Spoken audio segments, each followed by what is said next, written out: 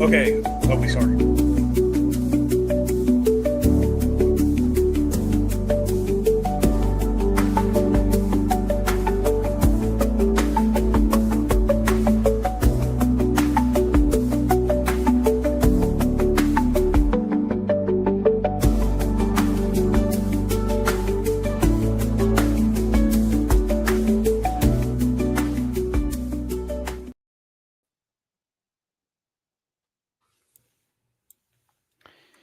Good morning and welcome to a special edition of an instant reaction live on SEC at the Voice of College Football from yours truly, Jackson Johnson, and my partners in crime, Andrew Miller and Tucker Harlan, as we all go over our reaction to who gets in and who is left out for the SEC. And let me tell you something, you're going to be in for a wild Sunday morning.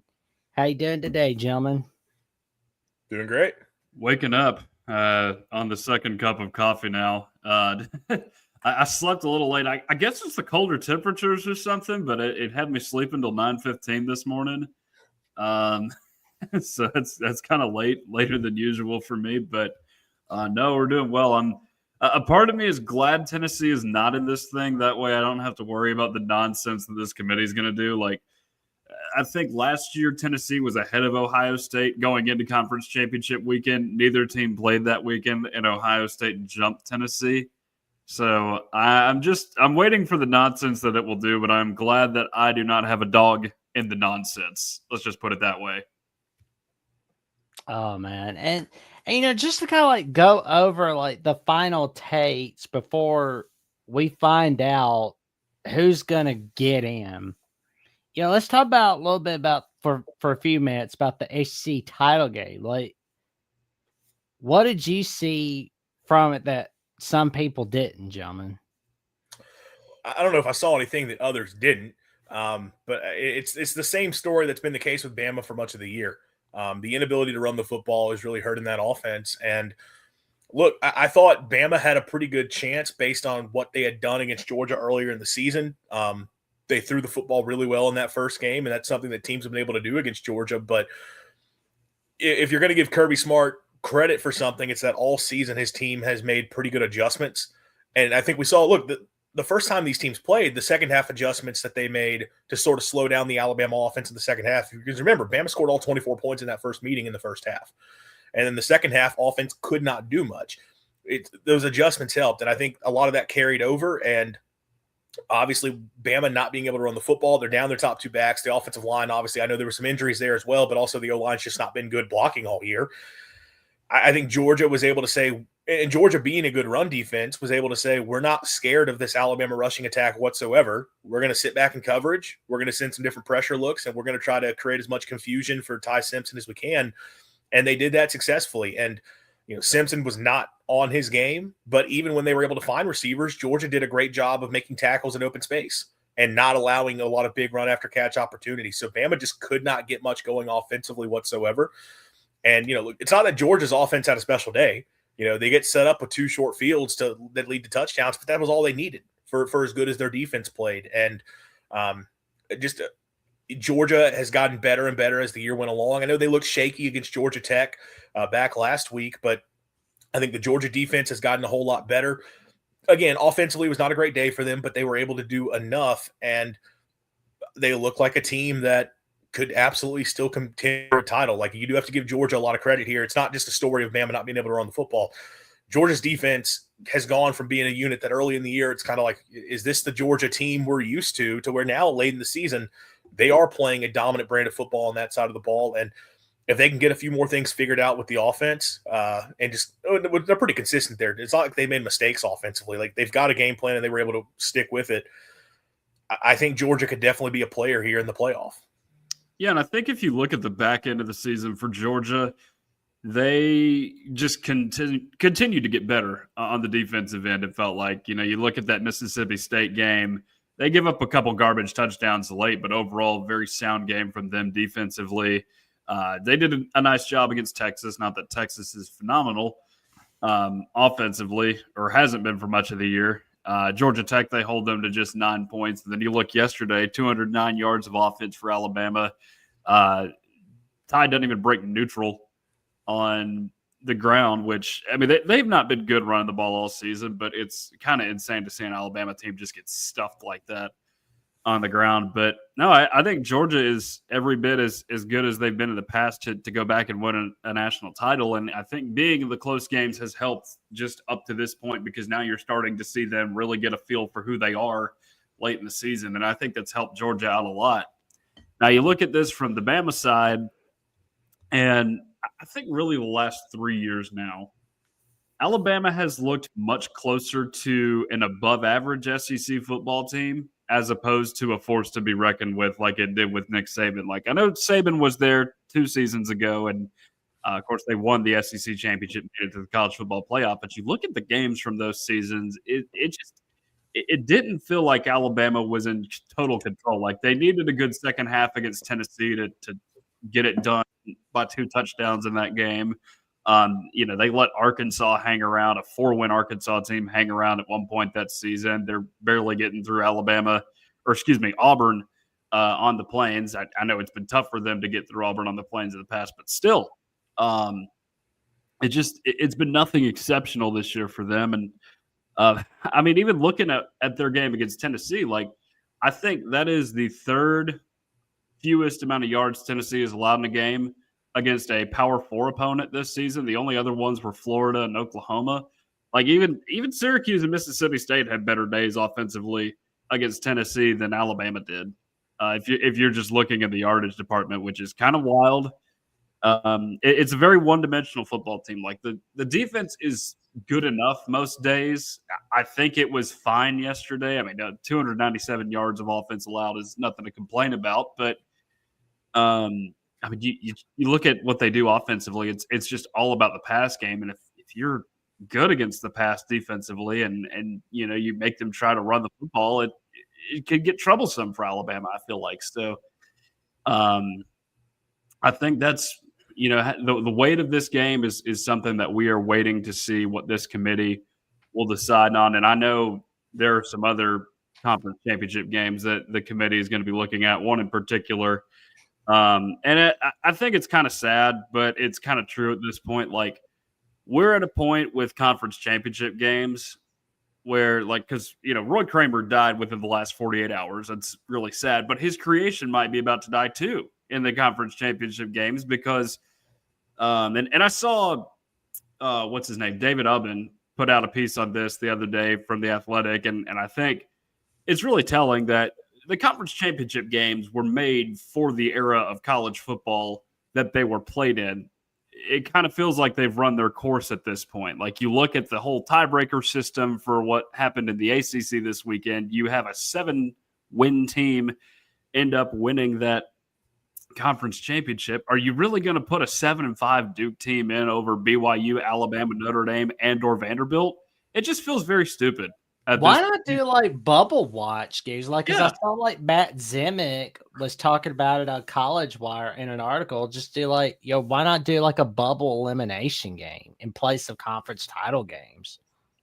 Yeah, at this point, that might be the best thing to do, like a first 4 of the NCAA basketball tournament type deal, but just for college football. It might serve a better purpose at this point, because the conference championship games, like, if Alabama gets punished today, and if the ACC just does not get a team in, and say Tulane and James Madison are both in, then the conference commissioners are going to be looking in the mirror saying, hey, do we really need to be doing this anymore? Like, this just doesn't feel right. Oh, yeah. Well, as long as there's money to be made from having a conference championship game, they're not going to go away, because it's such a big moneymaker. And look, you're right. We're in this interesting situation of how much should a conference championship game matter in terms of hurting your resume. And it's tough to say, because the argument can be made, if you don't play it, it's not, obviously it can't hurt you, but should it hurt you for playing an extra game? And it is frustrating, because, how do we apply it to one team versus the next? Like BYU versus Alabama. And I think Alabama's a better team than BYU. But it's like, on the one hand, why would it matter for one team but not matter for the other, or vice versa? So you're right. It is a weird era to still be having the conference championship games. I do think part of what could help alleviate this some, and I don't think this would have solved the ACC problem this year entirely, although no, this actually would have helped the ACC out a lot. If you get past head-to-head, like clear head-to-head, like if you have clear head-to-head to determine who goes to the conference championship, fine. The second you go past that and you have like a 3+ way tie, go off playoff rankings. Like we have the rankings in place. Like take the top 2 highest ranked teams within your conference. If you don't have a clear head-to-head pecking order, because then we at least would have had Miami versus Virginia for the ACC, and then whoever comes out of that winning, at least it's a ranked team. At least it's a 10+ win team getting into the playoff, and there's less of this debate of like, well, crap, we have an 8-win Duke team now that's 8-5. Are we going to put that team in, or are we putting James Madison in? You would have helped out, I think, quite a bit if you were talking about the only teams playing for a conference championship are teams that are actually towards the top of the league, as opposed to this tiebreaker scenario where you can get a team like Duke that went 8-5 and ends up winning the conference. So, man, it's a weird situation, and you're right. It doesn't apply as much in the playoff era because these are not really eliminator games. Now, I'll say I kind of wonder, was that an eliminator game for Alabama last night? And I don't think – I'm so torn because on the one hand, I don't think it should be. I think Alabama is one of the 12 best teams in the country, and I think based on their wins, they should be in. And I can even look at the Florida State loss and like that's a bad loss, but I can look at that team and say, man, that's a really good football team. Then I also look at some of the other teams that we're talking about having in this thing, and it's like, okay, well, I think Notre Dame's a clear playoff team as well. But if you're going to have Notre Dame in, can you have Miami out when they finish at the same record and Miami beat them head-to-head? But then if you, based on how the slots are going to work out, if you have both of those teams out, where does Alabama fit into this?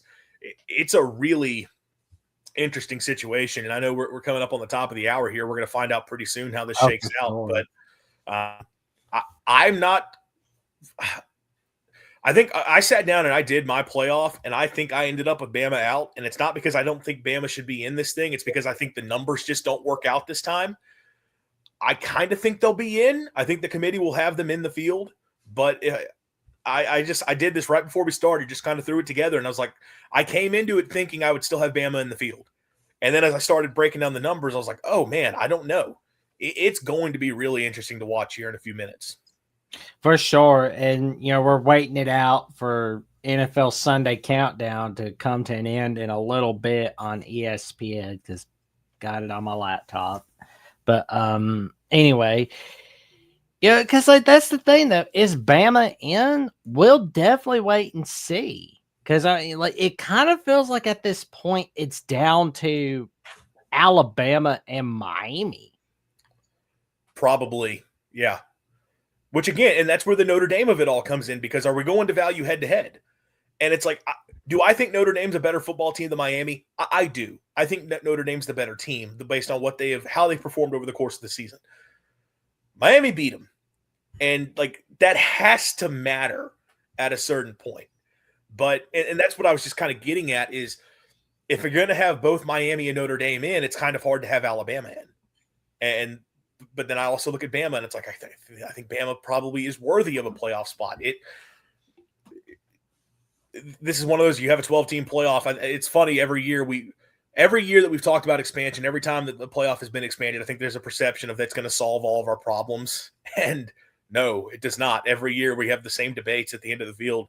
I'll be honest, I'm not going to get impassioned one way or another. Because I think at the end of the day that I don't know if any of those teams we're talking about are winning the national title. I think it's the teams at the top of the sport. Ohio State, Indiana. I think Georgia's in that mix now as well. But which I saw a good point being made last night. A lot of this is a product of these expanded conferences and having these leagues where nobody plays each other and we can have these weird tiebreakers. And obviously it was mostly a point for the ACC, but it also matters for like the SEC and for the Big Ten. You don't have teams play each other, and therefore you don't get some of the data points you need over the course of the season to determine who's really on top. I know you're not going to start over. They're not going to go back and suddenly change the conferences again, but I think we'd be in a much better situation right now if the conferences looked like they were supposed to look, and we would have more set over, okay, this team is clearly ahead of this team, and that's something that we're struggling to do right now. Yeah. Oh, and we're gonna be getting in just a little bit. We got Reese Davis talking, but we're gonna wait and see what happens, and we're gonna find out who's basically getting in and who's getting out. I mean, like for the SEC teams, they're likely a lot. Like we know Georgia's that first round bye. Texas A&M is a lock. Ole Miss lock. Oklahoma lock. Texas, Vanderbilt are likely out, but Bama, Alabama is that team crossing their fingers, hoping they're getting in. Yeah. The other thing that I wonder too with if Tulane and James Madison somehow find a way into this thing, like I feel like we've seen enough group of 5 teams play in this thing now to where it kind of feels like you're just making charitable donations to them. Like I thought Cincinnati was supposed to be the poster child for why that does not work. And then of course Boise State getting hit with the first round bye last year was kind of silly too. Now they fixed that part with the seeding. But I don't know how you're going to be able to sustain that over time with the group of 5 teams getting their one spot each season. Can I be the G5 representative here? Please do. Please do. How did all the first round games go in the playoff last year? Outside of Texas and Clemson, that one was good. Well, it was kind of good. I mean, Texas kind of blew them out. But, yeah, they were all blowouts to a certain degree. And even back in the 4-team era, when Cincinnati makes it, man, a lot of those games sucked. Yeah, they did. And this is one of the things that I do think this might change some with the portal and NIL. We are starting to see the talent spread out a little bit more, which may over time lead to some of these games actually being a little bit more competitive. But we saw it in the 4-team era all the time. Generally, there were 1 or 2 teams that were far better than everybody else.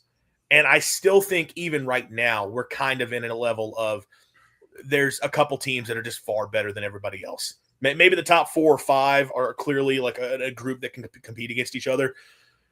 And look, I get why people don't want to see a team in there that can't ultimately win it. But I also think there's a lot of – you're talking about a 12-team playoff. There's a lot of teams in it that ultimately can't win it. And look, we decided we wanted to expand this thing because we wanted to we decided the playoff was all we're going to focus on and make the highlight of the sport is everything is about, what's a meaningful game? Well, it's got to have playoff stakes. The only way a game is meaningful is if it impacts the playoff race. So we expanded the playoff field so more teams can get in. And, well, this is what you're going to get. You're going to get more teams that can't win, and you're going to sometimes get games like this. I don't think there's a great way to handle it. You might have to shrink the game at some point. Like they're not going to, but if you expand to 16 teams, suddenly you're just talking about, the 17th, 18th, and 19th best teams in the country should have gotten in. At that point, it's just silly. Like that they're not gonna find their way in. It's going to 16. Oh, it's happening. I'm sure it will. I'm sure it will. The talks are already there. But please do not hurt the NCAA basketball tournament. That's all I ask. That is the last college sports tournament that is really steady. I mean, the baseball tournament's fine too, but that's because it's essentially the same format, just without the first 4 games. It's just nuts. Like, good grief. I think the decision on whether we're going to get to 16 teams is looking like we'll find out before the end of this year whether 2026 is going to be that year or not. But I mean, like trying to expand everything, that's not ending well. I feel like it's not. No, we've hit a point in time where expansion is just, it's not going to work. And you have all these ACC teams trying to jump ship too because of bad leadership over there, and they know it's a mess. Like what is a deteriorating Clemson football program and a deteriorating Florida State football program really going to add to the SEC should they join, or even the Big Ten for that matter? Well, if Clemson, Florida State were in the SEC, they would be able to basically ensure that Florida is staying in the SEC, really. And, you would have like Clemson, South Carolina be a conference rivalry, and Clemson, Georgia go back to being an annual rivalry. So there is that. But do they add to the strength of the conference though, other than just making for some interesting geographical matchups when they get together? Not at the moment. Yeah, No. I think that is more a product of the coaching staffs in place at those places right now, as opposed to what those programs will be. Now, I guess it's probably a stronger case for Florida State than Clemson, because Clemson is, I understand they won a title back in the 80s, but Clemson, as we know it, is a product of Dabo Swinney. So what is Clemson post Dabo whenever that day comes? Yeah. That does become a question. Could they ever get back close to the point that they were at? I don't know. But Florida State, I do think the right coach in there, and Florida State's rolling. Dabo Swinney has become the Philip Fulmer of the ACC. That's what he is right now. A guy that, now granted, he has more national titles than Fulmer. And, he's going to go down as an icon in program history without a doubt. But he's been there for, almost a decade since he won his last national title. And he's just living off of that success until they fire him, is kind of what it feels like right now. Well, I mean, those two programs being dumpster fires right now is part of what, honestly, that impacts the problem we have here today. Because why are we talking about the possibility of 8-5 Duke making the playoff? Well, it's because Clemson and Florida State crap down their leg. That's kind of part of it. And also, Manny Diaz won the ACC before Mario Cristobal did. Karma on Miami and Mario Cristobal. Love it. Man, like that's just like so funny though, because like that's the first conference title in the ACC for Duke football since 1989, but also the first outright title since 1962. Shout out David Cutcliffe for building that program up in the early 2010s. Man. Shout out to Spurrier for winning the last title there. Yeah. Shout out to Spurrier too. They've had good coaches. They just, they've only won so much because it's Duke. They are the Kentucky of the ACC, just because they don't, all that money goes to basketball essentially, except they have the academics of Vanderbilt. So it's like a combination of the two of them. Nick is looking rough this morning. Ooh. Everyone looks like they have super bright lights on them for some reason. Maybe that's just the lighting in my room. Oh my God, you're right. He's looking like he's aged 25 years. Well, when they showed Herbie first, I thought he had been crying about something. It's good to see Nick on here not acting like a used car salesman about Alabama. Although, I mean, I don't have the volume turned up on this TV, so he could be doing that. I don't know how much longer they're going to be, but I mean, I think we should all say the only discussion from an SEC standpoint, really, I mean, look, Georgia's going to have a bye. We know that. Between Ole Miss, Texas A&M, and Oklahoma, how do we rank those teams? I would think that Ole Miss is still above. I think it's kind of like up and down between Ole Miss and Texas A&M, but I know like Oklahoma is going to be like that fourth SEC team. Yeah, Rebels have a head-to-head on the Sooners, so you have to think they are above Oklahoma, and for that reason, A&M is probably above Oklahoma, also just having one less loss. The question is, what do you feel like is, or who do you feel like is stronger between A&M and Ole Miss? And I don't know if the Lane Kiffin thing is factored in there at all with Ole Miss. I mean, I'd have to go back and look at strength of schedule. I mean, they both have very similar wins, in my opinion. Like A&M getting it done at Notre Dame is kind of similar to Ole Miss getting it done in Oklahoma. Like they're both significant wins, but you look past that, the strength of record is not all that great. Like I guess if you were to break down the SEC schedule, maybe Tulane is a better win for Ole Miss than what happened with most of Texas A&M's schedule, because A&M didn't beat anybody that was they didn't beat anybody with a winning record at home, did they? Come to think of it, I don't think they hold on. I'm trying to think who they beat on the road. Like they beat a Mizzou team with an injured Bo Prabula. But outside of that, they made a comeback against a pitiful South Carolina team. Yeah, that's what I'm saying. So, I'm just trying to think here. Like Ole Miss may have a better strength of record than Texas A&M if you break it down like that. Yeah. So you just reminded me that Tulane is a win for Ole Miss. I had A&M slotted ahead because I was thinking A&M had 2 ranked wins and Ole Miss had 1. Because you're right, the wins, the best win quality is fairly similar. The loss, Ole Miss's loss to Georgia, is better than A&M's loss to Texas. But sure. I thought the Missouri win would be an edge for A&M. I forgot about Tulane. In Tulane, technically Missouri's ranked higher, but I think Tulane being a conference champ, that could be an edge. I won't be surprised if Ole Miss is behind if they do factor the Kiffin thing in as like they dock the team a little bit. Absolutely. But you're definitely both ahead of Oklahoma. Final question, and I know they got Marty Smith now. He was finally able to escape Oxford. And yeah. Tuscaloosa. We won't keep you long, Marty. Let's make a final call. Is Alabama in? No. We'll see. We need a yes or no, Jackson. I'm going to say no, but the committee could also be swayed by Nick Saban because he's a member of ESPN now. I have no clue, but I don't think so. I don't think they should be in if you're going to factor in the conference championship, but you know how the committee goes sometimes.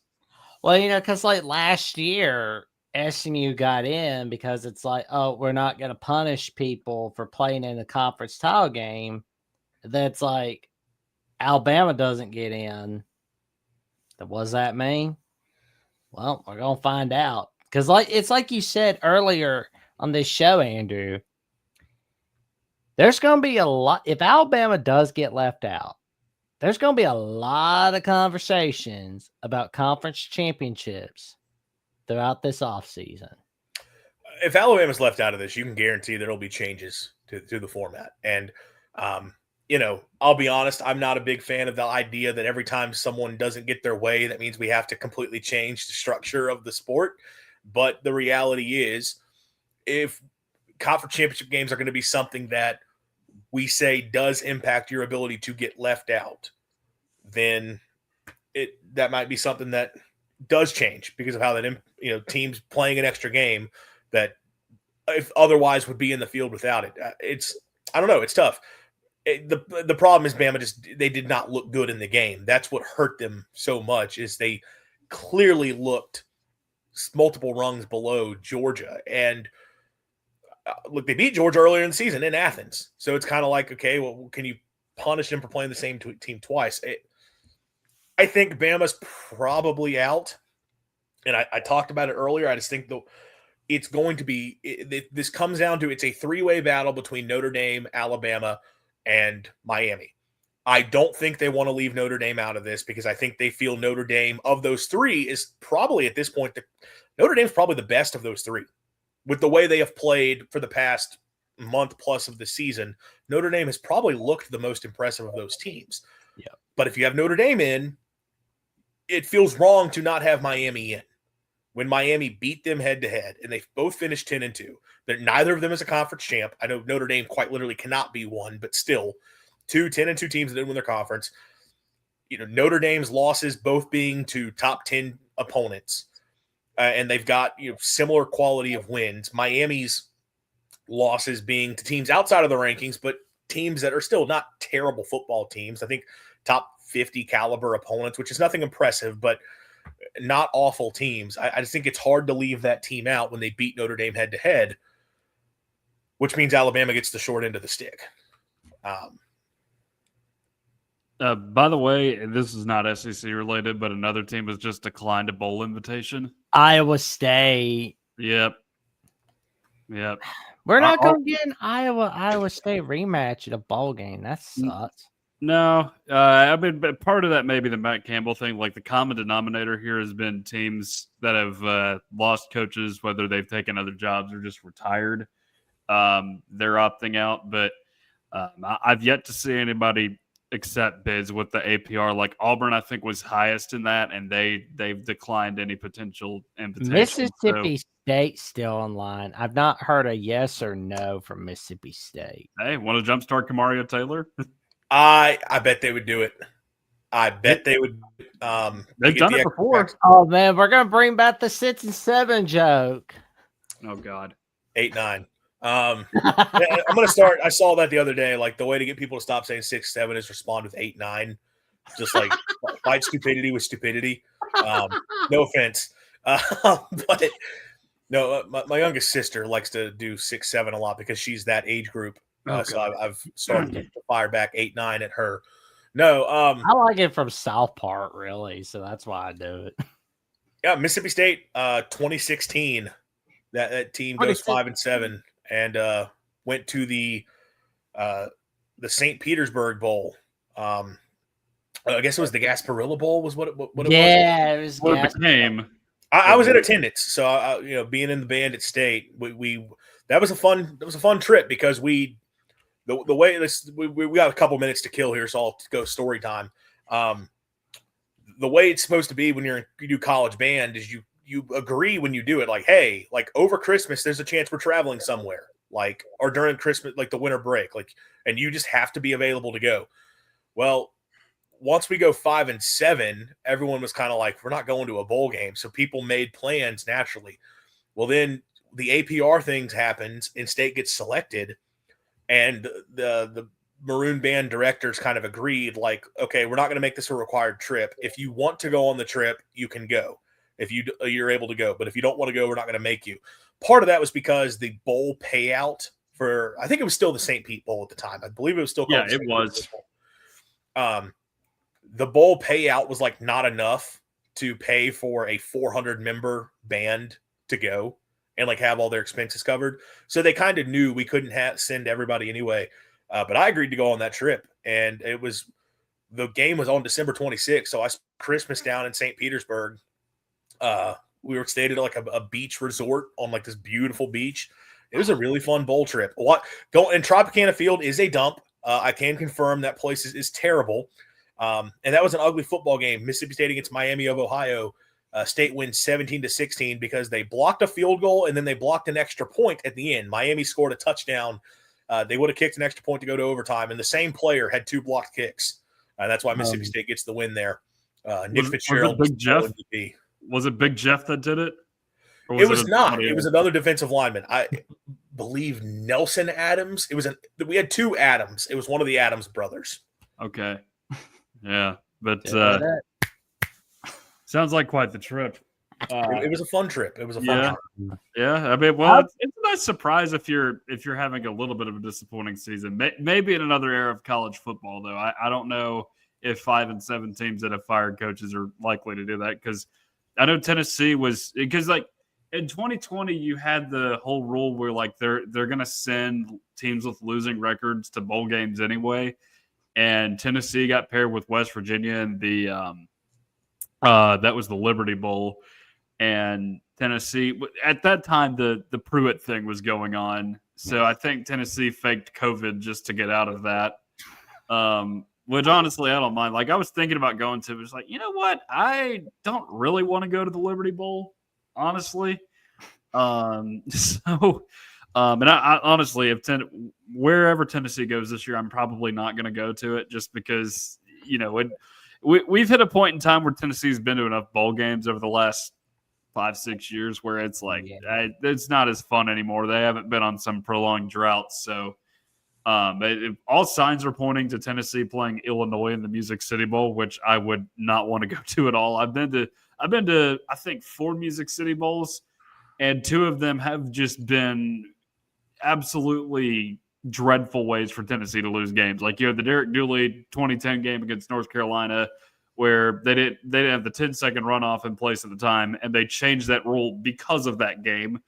And then you had the stupid Purdue game in 2021 where Jalen Wright clearly crossed the end zone. They didn't call it a touchdown. Tennessee had like 17 penalties in that game from that stupid ACC crew that got suspended over the Duke-Miami ending in, what was that, 2015?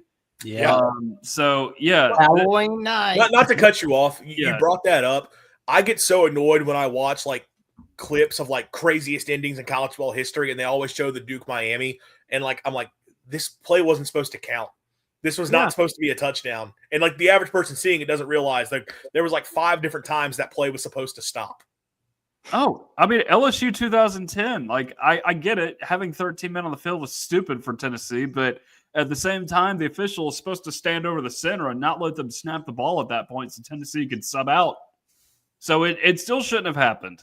Like, there are just so many dumb things that have happened with Tennessee and at the Music City Bowl, just to add to it. Like, whenever Tennessee goes there, I know something cursed is going to happen that just should not happen to Tennessee. They're going to find a way to lose the game. It's projected to be against, I think, Illinois, ironically, because they just played here in basketball last night and lost. The last time they played Brett Bielema, it did not end well. So not looking forward to that game when it happens. I know some people said potentially Citrus Bowl against Michigan. I mean, the only plus side of that is me doing a show with TJ. I hate Orlando. I hate that stadium. So it's probably going to be Vanderbilt playing Michigan if we're being honest. So Vanderbilt, Michigan, that'll be fun. Yeah, high level academics involved in that game. Oh man, there we go. It's like, could we see a TJ Billy Derrick video on SEC at the Voice College Football? That's always possible. Could you get a more like pretentious bowl game than a Michigan grad and a Vanderbilt grad? Oh man, we hadn't seen Michigan Vandy play since 06. Like, oh man, like that's so crazy though. Oh man. I did forget to mention that bowl trip to St. Pete. Part of what was cool is we marched in Disney on Christmas Eve. So like we went to Disney World for that trip and then got to do that parade and then spent Christmas Eve in Disney World. Did you get to take a selfie with Donald Duck or Goofy? I'm not actually. It was not Christmas Eve. It was the 23rd. But no, it was Christmas Eve. It was Christmas Eve. But no, I did not take a selfie. I'm not a character guy. I don't care about that. I admittedly do not enjoy Disney World, but doing that as a member of a marching band, I've never been there in my entire life. Yeah. I've never been there in my entire life. But are we going? If I would love, it's funny. We talked about starting the stream earlier to make sure we had time to talk about the reveal what's going on now, guys. Is Bama going to be in? What was that? Reveal what's going on now. Yeah. But that's what I'm saying, though. We're 25 minutes in, and the reveal is just starting. Yeah, they like to milk these things, in case you haven't noticed. It's they're milking the cows. Yeah. So it's the NCAA tournament is the only one where they just do it. Yeah, but even then, they don't really just do it. And going to it's better than what ESPN does. Oh, there we go. Yeah. And going to the 2026 edition of the Granddaddy of them all in Pasadena, California, are the Indiana Hoosiers. Man, I was going to go to that game last year if Tennessee had gotten through Ohio State to play Oregon. I don't regret going to Ohio or not going to Ohio State at all because because that was kind of a weird time in life anyway, so I wasn't going to be able to go. But a part of me was just like, yeah, if they win, oh well, I'm missing out on a cool moment. But if they lose, it's one less night in the cold, and it turned out to be one less night. Oh, dude, if you ever get a chance to go to the Pasadena, California, make sure to go there as soon as possible. And number 2 is the Ohio State Buckeyes. I thought Georgia would move into 2. I did too. I was like, you would think it was going to be like that. And then like Ohio State moves down to 4 because of that loss, but it doesn't matter a ton. It's just, you're going to be your matchup thing. I also get the argument of those were the top 2 teams in the country. They played a classic of a game last night where either of them could have come out and win. Like, you're not going to bump Ohio State down multiple spots. I get it, but I did think there was a chance Georgia moved up. Protecting conference champions or championships for now, I guess, is the thing. But we'll see what happens when Alabama gets announced. Crossing the fingers that we get in over Miami. The rules are made up as they go along. Exactly. Number 3. And plus hoping that kind of want to see Notre Dame in over Miami because a buddy of mine, Will and D, made a $500 bet with Cade the Diesel Freak that Notre Dame would get in. The Dogs, number 3. Number 3, the Georgia Bulldogs in the quarterfinals. No surprise there. And Texas Tech is likely to get that last bye. I would think so. What I are was the, impressed by them yesterday. Like, that's the first time I've really watched them play a full game all season. What that defense can do to you is impressive. D-line is awesome. What are the quarterfinal sites this year? Let's Feels like go. something we should know. We're doing a playoff show. I None look of at us these do it. things when my team is involved in them, typically. Well, let's take a look at it, shall we? Texas Tech is number 4. Yep. So we've got the Capital One Orange Bowl, we've got the Rose Bowl, Sugar Bowl, and the Cotton Bowl as the quarterfinal games, but the semifinal games are the Peach Bowl and the Fiesta Bowl. I wonder if Ohio State would want the Sugar over the Cotton, because I bet Indiana would choose to go to the Rose Bowl just because they haven't done it in so long. There's still conference affiliations with things, or with these things at least loosely, right? Like, you would still send a Big Ten. I think you get to pick which one you go. Like, based on seeding, you get preference over where you'll be. Yeah. We got another one revealed. Okay, who's number 5? Let's see who's number 5. Yeah, you're ahead of both of us. Am I? Oregon. Okay. Oh, the Donald Ducks are 5. So the interesting thing here, I'm interested to see where Ole Miss ends up, because, well, Ole Miss and Tulane have already played each other. So I think they're going to want to avoid a first-round rematch between those two, which, if we're assuming whether it's JMU or Duke that gets in, one of those teams is the 12 seed, which means the 11 is going to be Tulane, which means Ole Miss, they don't want them to be 6 unless that just happens right now. I'm just doing things like, seeding off the top of my head. Man, I guess they're going to show who's the 12 is, though. I would imagine they would show the 12. Maybe not. No, Ole Miss is number 6. Okay. I just found out from Brett McMurphy. Well, I'm looking at it right now, and you're right. It is 6. So that's interesting. Okay, so I wonder if they're going to have a first-round rematch. So I would assume I don't think they will. I think they're going to have Ole Miss play either Alabama or Miami or Notre Dame. Does that mean you put Texas A&M at 7, possibly? That's what it's. A&M's going to be 7 for sure.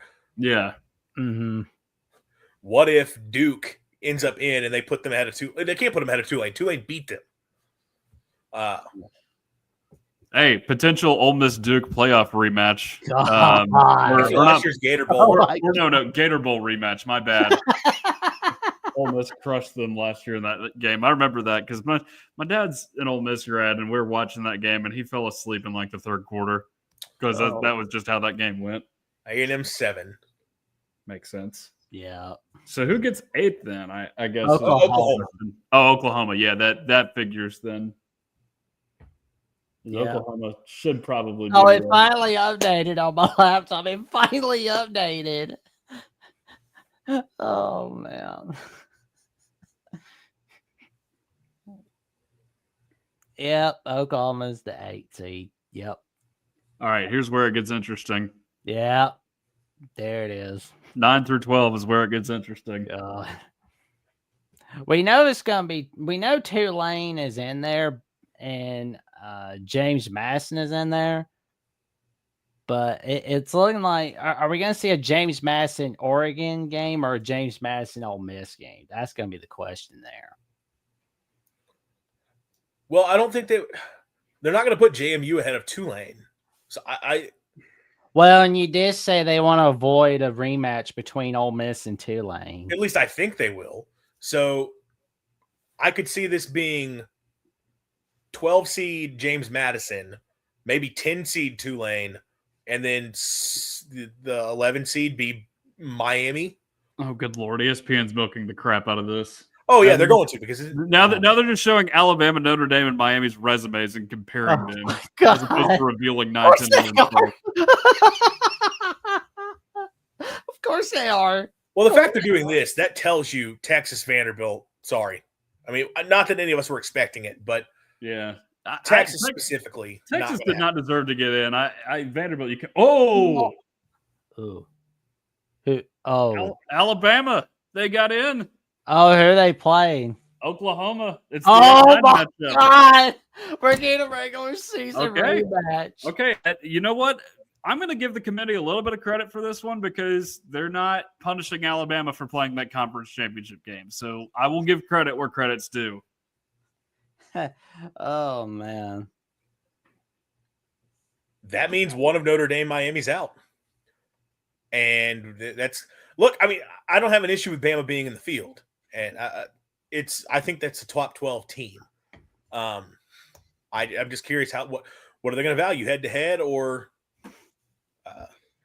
Hey, Oklahoma, Alabama should at least be an entertaining game because it's at Oklahoma, and you've seen these two teams play in the past. I'm not trusting Bama to win that game, and it's not even just from OU. It's not just from OU winning earlier because look, OU and Alabama in the earlier season matchup. If it's not for turnovers, they win that football game. Their inability to move the football is what killed them. But at this point, I just don't trust the Bama offense whatsoever. Going on the road against that defense, I think OU, the early prediction, I'm going to say we'll get that win. I had to do it. Okay, I'm not protesting. Oh man, it's like now I just need a party cannon sound effect. Okay, Miami is in, Notre Dame is out. Wow. All right. Yeah. Head win. Value that. Miami and Texas A&M have played recently in a home and home. I guess the home team won each game. In 22 and 23. Man. Okay. Yeah, I mean, so A&M's. I'm sorry, Notre Dame's out. Yeah. I mean, that's going to raise a fuss. And look, believe me, you lose to Texas A&M. You lose to the two teams that are playing each other, Texas A&M and Miami. You can't have the head-to-head argument. But it's one of those where I think everybody looks at Miami and thinks that's clearly one of the very best teams in the country. But at the end of the day, the losses had to matter. I mean, I get it. And it's not like they had a ton of great wins either. Their wins were not particularly impressive. It was, perceived quality versus resume. Yeah. ACC championship, I guess, just they ignored it, which I'm honestly fine with at this point, if that's how it's going to be with their tiebreaker system. It's all stupid, man. It's like, man, it's man, good grief. Like, man. Like I thought it would be Notre Dame getting in, but then it's like nope. It's like nope, head to head. I will say this: there's two clear takeaways to be had that are important here already. Number one, head to head is going to matter, and it's got to matter, which I think is a correct decision. Number two, and I guess look. We know BYU's out of this thing, but BYU was kind of already on the edge. So I'm not going to – I guess it doesn't apply in their case, but ultimately conference championship games, the losers are not going to be punished. If you're a team that we think was safely in the field going into conference championship week, you're not going to fall out based on your performance, which I can't really argue against that. Because now it's just a matter of we know – I guess if they're doing a first-round rematch with Oklahoma and Alabama, I think they're going to do it with Ole Miss. Has they already announced who 11 is? Not yet. They're still just kind of talking about Notre Dame, Miami. It looks like doing that thing they do. Man, it's 11:35, and they still haven't even revealed the whole thing yet. Man. Oh, there it is. Ole Miss Tulane rematch. Oh God. And I will I don't love that. Like having two first-round rematches, and then also you're basically guaranteeing, because I think Ole Miss will beat Tulane, you're going to get Ole Miss at Georgia for the second time this season. And in the second round, can you do much about it? I mean, no, but it'll be a bowl game at least, not a home game for Georgia, which is at least true. I forgot about that. You're right. All right, so who's 12? James Madison, do we think? Yeah. Evidently not Notre Dame. You cannot put 8-5 Duke in the field. God. The whole reason you go, there is a reason the wording is 5 James Heisman Madison champions and not, automatically all the power conferences get in. It's to avoid It's situations like James this Duke Madison. team getting in the field. Duke won for the Dukes, and the Dukes get in. All right, there it is. We got it. Good grief. So, well, we're gonna see where we can pull up the playoff field in just a little bit. Hold on. Come on, show us the bracket. Show. Damn thing won't update. On3 just posted it. If one of you, I'll get it. Oh, all right. Yeah, they just posted it on their account. There we go. There you have it, folks. The 12 teams heading in to the 2025-2026 edition of the playoffs, and the SEC teams are in. Alabama is in. They're going to be having a rematch with the Oklahoma Sooners. So off the jump, obviously Georgia being in which I guess Georgia gets an edge by being in the quarterfinals already. But let's say of the teams that have to play in the first round, which SEC team has the most favorable path here? You're just talking about the teams that play in the first round? Yeah, so Oklahoma, Bama, Ole Miss, A&M.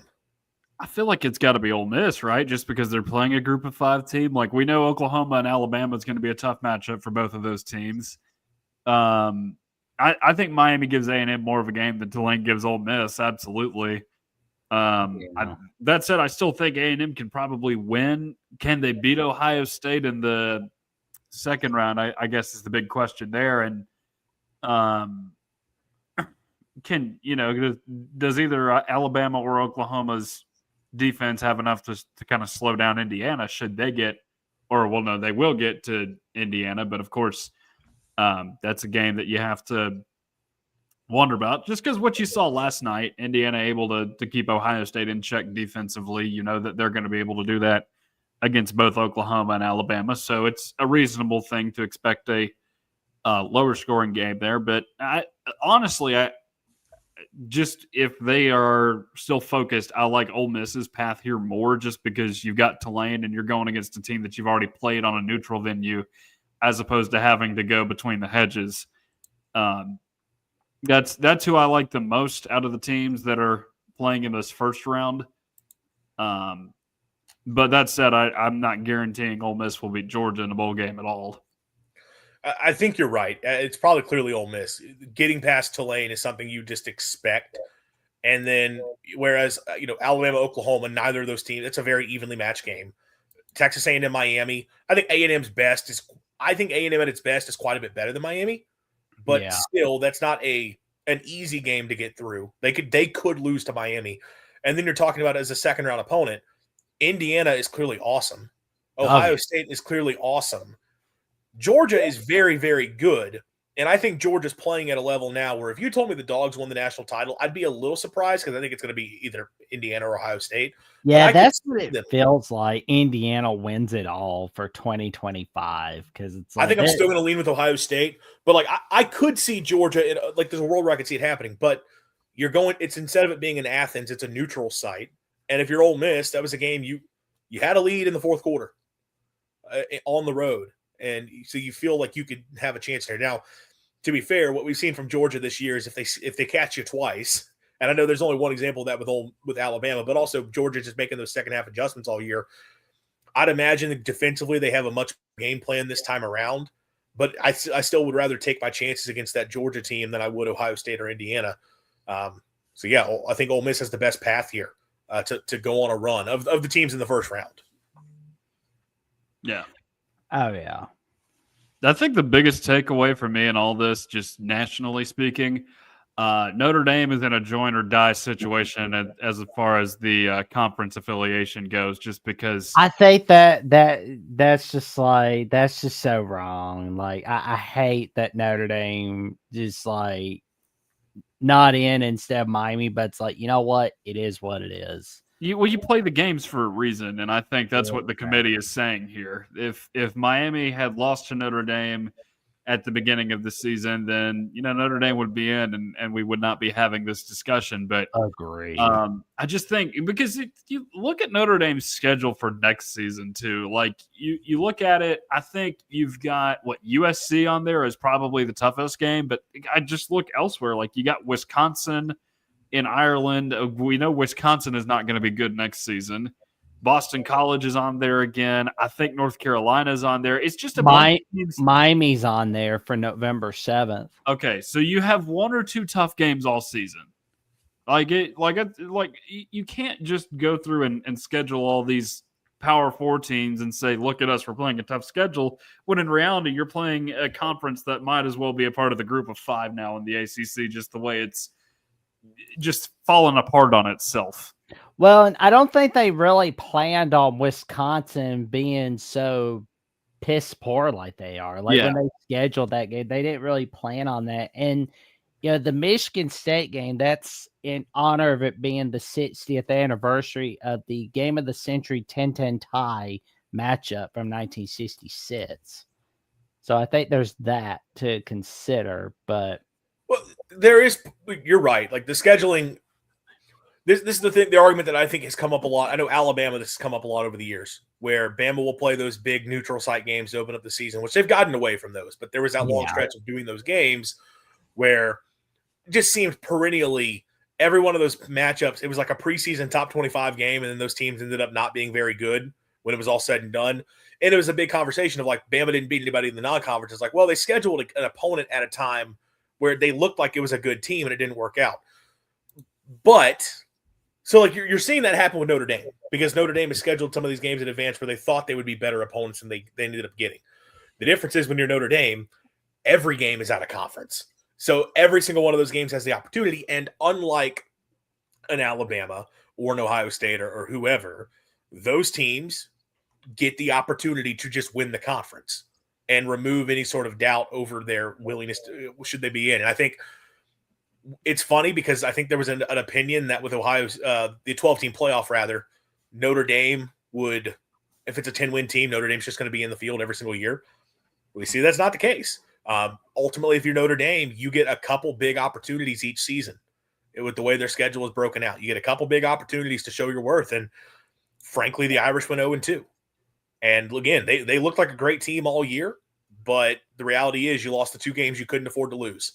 Or you lost one of them. If you'd gotten to win there, you're in this field, and it's not even a debate right now. But look, I get the whole point of the 12-team playoff. We're not supposed to be avoiding a team that we think is one of the very best in the country, but at the end of the day, results do have to matter. And Notre Dame lost the games they couldn't afford to lose. And you know what? It's not a travesty. I think that they're left out of this thing. I do think they're one of the best teams, but sometimes the best team doesn't always win. So it is what it is. I think the other question we have to ask is in regard to BYU's treatment in this whole thing, because that was a team that was 11-1 going into the weekend, and the 2 losses are both to the same team. And albeit they did not look good in either game against Texas Tech this year. They let that thing spiral out of control big time yesterday down the stretch, but I think part of the rationale for expansion to 12 teams is because you had a similar situation with USC 2 years ago where they lost 2 games to Utah, and one of those was a conference championship game. They got left out despite going 11-1 in the regular season. Now, granted, I just watching BYU a few times this year, I'm not a huge fan of the way they play. Like it's just a lot of getting by, it feels like, with BYU. Like they're good enough defensively, but they're just never anything exciting on the offensive end. And I don't think the committee liked them much last year, and of course they didn't again this year. I think that's one thing that we're still trying to figure out is like, because essentially they got punished for losing to the same team twice. Mm-hmm. They did, but look, the problem for BYU, the resume was not great. You had one solid win over Utah. Utah, a good team, not a great team. Neither lost. You're right. It's to the same team, and it's not a bad team.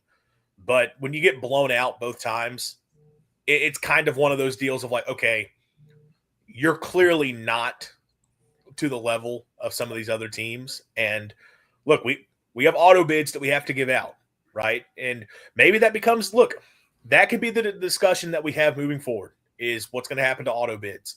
And I know it's not true auto bids, but the highest ranked conference champs getting in this thing. Is there going to be a stipulation moving forward of you got to be ranked within the top 16 or something to be able to qualify for a conference champ bid getting in? Now, I think, in my opinion, if they're going to do that, I think you need to remove the human element from it and go back to the computers entirely. Because I'll be honest, if you let the committee say, well, a team's got to be in the top 16 in order to qualify for being a conference champ that gets in, they'll just adjust the rankings to make sure a team doesn't get in if they don't want them in the field. So I would say go back to the computers if you're going to do that. Like, let's bring back the BCS formula, which I'm very curious to see what the BCS rankings would have spit out for this and how that would have impacted the playoff when it's all said and done. But look, I mean, Notre Dame, it is what it is with them, and then for the ACC, you end up with. I mean, they get the best team in Miami. They did get a team represented in, and Miami's the best team in that conference. But BYU, it just is sort of left out because there are spots that had to get filled, and they didn't have a resume that clearly put them as one of the top 10 is what you had to be. So I get it, but it's tough, but I understand it. Oh, yeah. Yeah. Yeah, I was not lobbying hard for them to get in. I just was wondering because 11-1 going into the weekend, and you play the conference championship game, you lose the conference championship game, and that's unfortunate. But and it's like I knew Vanderbilt was going to get left out of this thing too. Like you just knew that with the schedule that they played and the fact that they had 2 losses and Texas is being stuck ahead of them because of the head-to-head. Same thing with Alabama, even though those teams now have more losses than Vanderbilt. You knew it was going to happen at some point. Well, that they were going to get left out. And again, it's like a caveman discovering fire. These people are just now figuring out how this committee works. Yup. Well, I mean, like Notre Dame is going to be in the Gator Bowl, I believe, but now that they're not in the playoffs, so I suspect we could see Notre Dame, Texas in the Gator Bowl. Yeah, that information should be trickling out here pretty soon. I think because all the Big Ten bowl destinations were revealed yesterday by McMurphy. And like I said, I'm fairly certain at this point that it's going to be Tennessee, Illinois, and the Music City Bowl. I know Tennessee fans don't like hearing that, but it may be best for those who are not season ticket holders to try and get a less expensive ticket than what it There's a currently bright is to get side to it. You'll definitely get to meet some cool people from the Illinois side. That's for sure. Yeah. Ooh, could we see a Tucker Harlan Sonny Burma preview on ACC The Voice College Football? Potentially. Well, it's a possibility. Yeah. We'll see what kind of magic we could work here right before Christmas, but yeah, it doesn't look like Tennessee's going to a Florida Bowl game this year. Not that I'm complaining about not having to travel, but it's a more fun destination, I think, for the fans in the Music City Bowl because Tennessee, it's just like a default there because they know they can get a lot of fans to that stadium should it happen. But I guess we got to wonder about some of these other teams because hold on. How many teams ended up getting in? It's 5 that got in. 5 SEC playoff, right? Okay, so that leaves Texas, Vanderbilt, LSU, Tennessee, and one more, Missouri, that are just going to regular bowl games. Alabama's in. Oh, I know. Let's see. Yeah, you're right. Tennessee, Vandy. So that's just 5 teams going to non-college football playoff games. Yep. Texas, Vandy, Missouri, Tennessee, LSU. Yep. And, of course, there's the APR thing, so maybe Mississippi State opts into one. It could happen. Yeah. Let's get Kamari Taylor some reps. Let's make it happen. There we go. That'd Starting be a goal cool. streak. Oh man, that's gonna be fun. Like I'm wondering if Mississippi State's gonna be playing. I'm already just thinking about it. Like, I think. I mean, if it becomes an option, they will take it. Yeah, I would be stunned if they didn't, because Levy's going to want the extra practices. Fans are going to they're going to want it for Camario. So yeah, I think it would make sense to accept it just because and this is something I said earlier about Tennessee. Like, if it were to get into a prolonged drought where it's not going to bowl games, then you'd really pique the fans' interest. I think the same can be said for Mississippi State should it accept this time around, because you don't go in 23. 24 is a dreadful season. You think you've missed out in 25, but it's your first opportunity to get back to one in 22 or since 22 if you accept the invitations. I think it would actually do it a lot of good for Mississippi State should it find or should the bowl selection committee, whoever is involved in that, come knocking on Mississippi State's door. honestly, Camario Taylor is the one reason the fan base would care.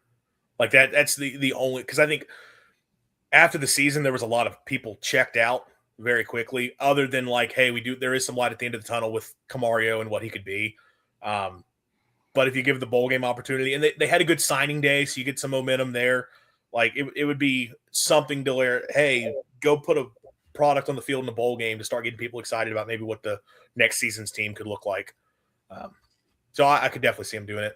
I mean, unless there's more y'all want to get into with the playoff, I guess one thing to talk. Oh, they've announced the sites. Yeah, Indiana in the Rose Bowl, Orange Bowl for Texas Tech, Sugar Bowl for Georgia, Cotton Bowl for Ohio State, That'll Oregon. make sense.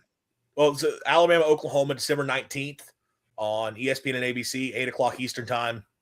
Ole Miss, December 20th, 3:30 Eastern time, TBO and TNT and HBO Max, and then noon Eastern time on December 20th, ESPN and ABC, Texas A&M, Miami. All 3 of the 4 quarterfinals on New Year's. Cotton Bowl will be New Year's Eve. Interesting stuff. I guess they can't put Oregon James Madison in that noon window, even though it's the least of the entertaining games, or the least entertaining game of the day. Yeah. Well, it's because there's NFL games on that day as well. So yeah. Also time zones. Yep. Yeah, it's like we're not going to have some crappy. We're not going to put a good game on along with the NFL games. Like, no.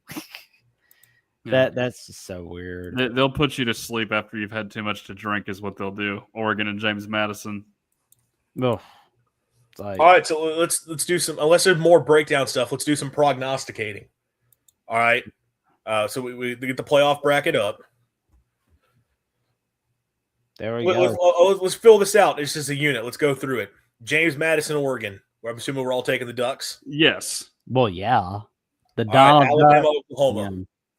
I'm going to go Sooners on this one just because it's a home game for them. But also, I think the matchup has proven costly for Alabama twice now. I think Alabama can get revenge in this one against Oklahoma. I mean, part of it is my bias, yes, but also I really do believe we can get revenge against Oklahoma in a 24-21 fashion. I've got Oregon winning 45-17 over James Madison, but like Alabama, Oklahoma, I've said last night, at worst we basically look like a team that's gonna have a first round loss, but at best we're like a semifinal team. But I don't. But going through Indiana, I'm not seeing that happen. I think Bama's best is better than Oklahoma's best. But Agreed. Bama has not shown their best in so long. And with the game being played in Norman, what Oklahoma's defense can do, I think at this point, look, the whole turnover luck thing, it's starting to just be the identity of the Oklahoma team. I'll take the Sooners. So I guess 2 out of 3, we're taking the Sooners to move on. Tulane and Ole Miss, we're all going to take the Rebels, I would assume. Yeah. Oh, yeah. Texas A&M. Go ahead. Ole Miss is going to win that one in a 35-17 fashion. Could see it. Miami, Texas A&M. Miami is one of those tricky teams that when the spotlight isn't all on them, they don't thrive under that. But when the spotlight is on them, they thrive on that. And reluctantly, for right now, I'm gonna go with Miami over Texas A&M for that reason alone. I think they can get it done in a 28-24 fashion. I'm having a hard time with this one because I do think there's some truth to what Jackson's saying. They're going to play up to Texas A&M without a doubt, but we also know who Carson Beck is at this point in his career, and he really hasn't changed that much since he left. Like he will still have that 3-4 interception game. Like you saw it against Louisville this year. What if that Carson Beck comes out? What if it's the same team that you had against SMU? Like they have not, like they going away from home. What are they? Who they play? Pittsburgh this year, or at least outside of the confines of Florida is what I should be saying, because they were in Florida pretty much until mid-November, and then they went to Virginia Tech, whose season was a wash at that point. You lost to SMU, and then you beat Pittsburgh, who was just kind of upper-level mediocrity this season in the ACC. So, what do they look like in a really hostile road environment? We actually don't know the answer to that because Florida State was already kind of self-destructing at that point in the season too. So I think I'm going to go with A&M just because of the environment. Like this will be the toughest game Miami has played all season for that very reason, because it's a hostile road environment and you're not in the friendly confines of the state of Florida anymore. Well, and the fact is, like with A&M, because like they had a humongous win over Notre Dame in week 3, no doubt. But take out week 3 for a moment, they almost got upset by Arkansas. But like Arkansas almost upset everybody this season, right? And they went Pulp Fiction on LSU in Baton Rouge, which I mean they've shown that they can handle the road environments. I mean, and they smacked Missouri off the face of the earth. But on the one hand, they did make a comeback against a really pitiful South Carolina team. It's like they got lucky. And, they lost a good one against Texas on Black Friday last week. But, it's like Miami Texas A&M is basically a 50-50 game. Like, I think we can all agree on that. Like, because that's like the most 50-50 game out of all those first round games. I'd say so. So I was thinking, my initial reaction was, A&M. But then thinking about these teams a little bit, A&M's strength defensively is its pass rush. Miami's got a great offensive line. They've given up like 11 sacks the whole season. So I think Miami's one of the few teams that can block A&M up front. And if you give Carson Beck time to work in the pocket, he's fine. And A&M's secondary has been vulnerable at times. So I think Miami's offense might be able to have some success. The other side of the ball, Miami's been great against the run, and that's kind of the strength of this Aggie team. And like I think A&M's a team that really needs to get its run game going to be good on offense consistently, with a few exceptions. I know Marcel Reed has had a couple big games, a big second half against South Carolina, doing a lot of it through the air. But I really think they need the run game to be there offensively. I think Miami might actually match up pretty well here. And I think the Canes can go into College Station and get a win. So I guess that's 2 out of 3 of us taking Miami. So we've got a couple upsets already. Oregon and Texas A&M. Oh, sorry, Texas Tech. I would pick Oregon to beat Texas Tech in that one. But that does look like a 50-50 matchup. Yeah, I'm going to go with the Red Raiders in this one. I just really like what I saw yesterday. How is Oregon going to be able to perform against what is a pretty stout Texas Tech defense? They backed it up all season. Aside from the one loss you had to Arizona State, it's been good all year for them. And I guess Oregon, it's more or less been the same. Like they only had the one close loss to Indiana at home. But I like Texas Tech in that game, although again, I think it could go either way. In the Tyler Shuck Classic, or one of many Tyler Shuck Classics that you could have. Oregon. I mean, honestly, coin flip. I don't have a strong feel on that game. I know I just gave the whole breakdown of Miami, Texas A&M, and these two teams I don't know well enough to give a true breakdown. Oklahoma, Indiana. Ooh. Oklahoma's lack of offense is going to give out eventually. Yes. Yeah. Well, whether Indiana goes against Alabama or Oklahoma, Indiana wins that one. I mean, Kurt Sidnetti, has a resting bitch face. I mean, bro, was like, because I'm going to tell you right now, he had that when they were smacking Illinois off the face of the earth. He had that over, when Indiana won the Big Ten title for the first time since 1967, when we started to have television in living color. I'm telling you right now, it's like, he can get it done. It's like, regardless of what's going to happen, Indiana's going to beat Alabama or Oklahoma, chew them up like a chicken nugget. I would definitely take IU. The defense too good against the bad Oklahoma offense. Ole Miss, Georgia. Do the Rebels pull an upset in the rematch? I'm going to take that chance and say 3 words. Yes, definitely. Absolutely. I'll take a chance on the Ole Miss Rebels. Well, unlike Abba, I'm not going to take a chance. I think Georgia ends up getting it done just because, again, I think Kirby Smart will have made the adjustments by that point in time. We don't really know how Pete Golding is at this point with making adjustments to teams as a head coach because we hadn't seen him coach a game yet. So I like Georgia in the game for that very reason. I think, Kirby Smart will have a pretty intense film study for that game because it feels like that's just who's going to match up in that Sugar Bowl is Georgia and Ole Miss, which is kind of intriguing to see 2 SEC teams playing in a Sugar Bowl potentially. But also, like, it does make you wonder, like, if on the off chance Tulane finds a way to win in Oxford, you're essentially looking at not a home game for them because, Georgia fans are going to travel. There will probably be more of them, but it's right down the street from Tulane. I made this point earlier. While I do think Ole Miss has the most favorable path of any of the first-round SEC teams, Georgia being a team that has adjusted so well to what they've seen you do, like both at halftime and then now we've seen with Alabama in the second matchup, I do think that'll hurt Ole Miss in this game. I don't think Ole Miss is going to be distracted. I think they're going to be as locked in as they possibly can be. But I think Georgia just is the better team and will – I don't know. I'm not saying they're going to blow out Ole Miss or dominate the game. I don't think they're going to be needing a crazy fourth quarter comeback to get the win if they meet up again. I think Georgia would probably get the win and sort of look like the better team throughout. So I'll take Georgia there. Miami, Ohio State. Any of us not going to pick the Buckeyes? Oh, Buckeyes are winning that one. Yeah.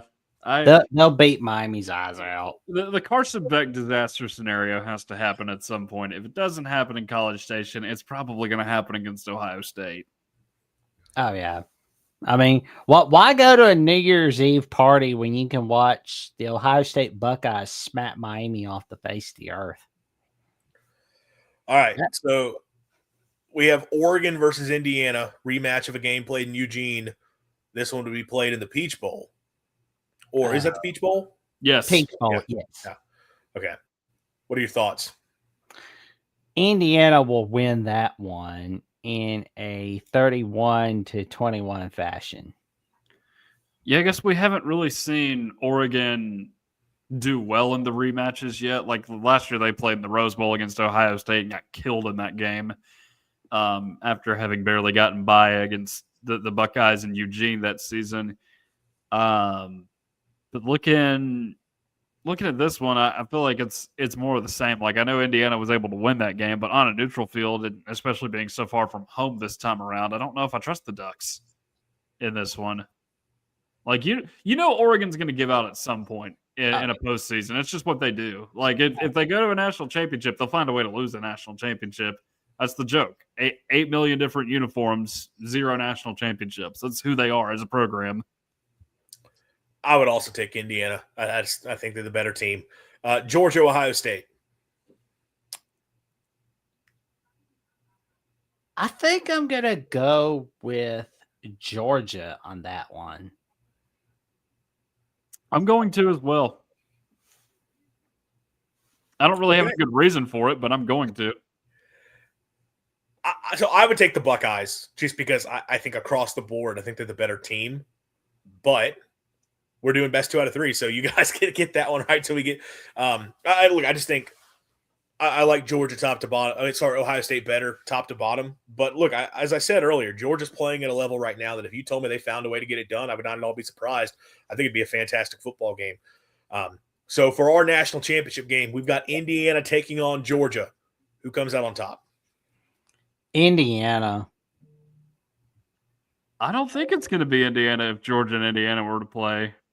It's going to have to run out on Cignetti at some point. There's just no way this thing continues the way it has.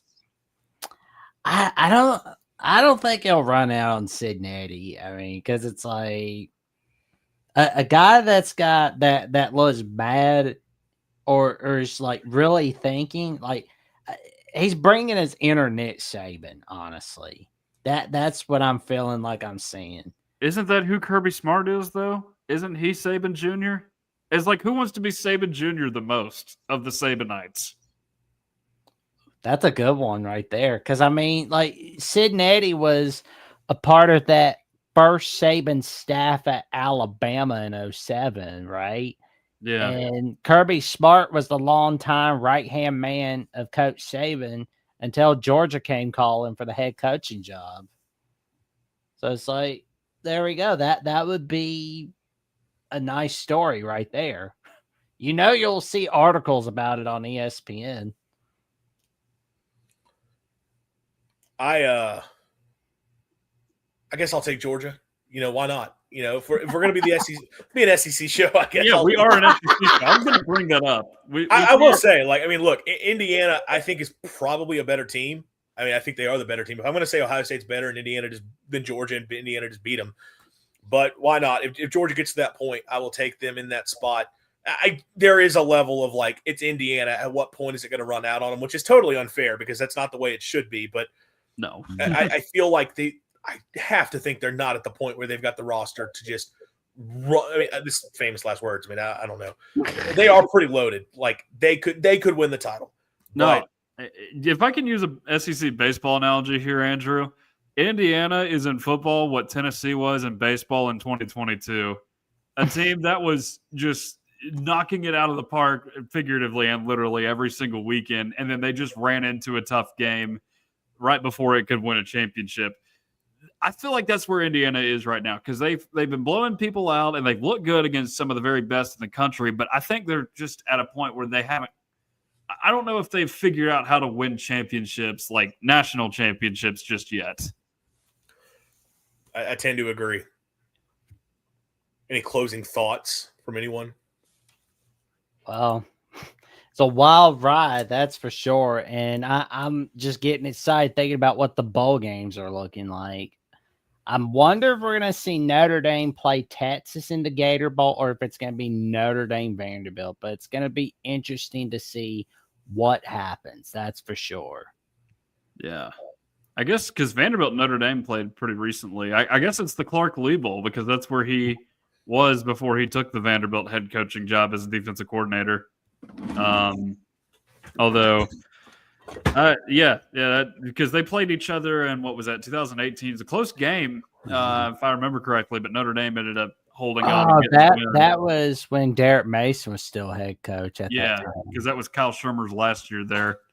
And then Notre Dame and Texas, I know, have played at least once recently. Texas won on one of those like Sunday night, Labor Day weekend games. Yep, 2016. Joe Tessitore jinxed Texas. Texas is back, folks. Yeah, no.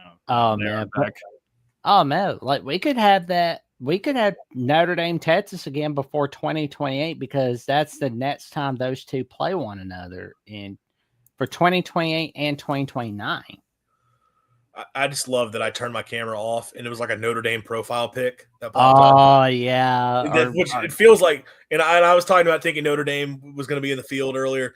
That's not my profile for what StreamYard is weird, and I don't know why it doesn't update to your personal profile. That's not me, but I don't even know yeah, because it's like I see some people like using like my audio avatar where it's like, yep, Yeah, that's unintentional. Somebody used that unintentional where it's like, there we go. Like, I am not Jackson Johnson. Oh, man. I am not Ryan Fravel. Yeah. Boys, unless we have anything else, I think Jackson could close us out here. Well, we'll say, though, tell your friends, your family, and the cashiers at Post about the magic that Andrew Miller brings all right here on SEC at the Voice of College Football, and the magic that he brings on Mississippi State at the Voice of College Football on Mississippi State Live Monday nights, 6 p.m. Central Time on Mississippi State at the Voice of College Football. Help our guy, Andrew, get to 1,000 subs. Let's help him get closer before Christmas, ladies and gentlemen. Let's help him get there. And don't forget to check out the magic that Tucker is bringing on Balls Wire. Now on Sports Illustrated as a college football writer, man. How's it feel? Yeah, that happened yesterday. So yeah, we're picking things up here. We're stacking things. Yeah, it's fun. Oh man, he's bringing all kinds of magic on Sports Illustrated, Balls Wire, USA Today for recruiting, Tennessee at the Voice of College Football Mondays at 7 p.m. Central Time, and all right here on SEC at the Voice of College Football.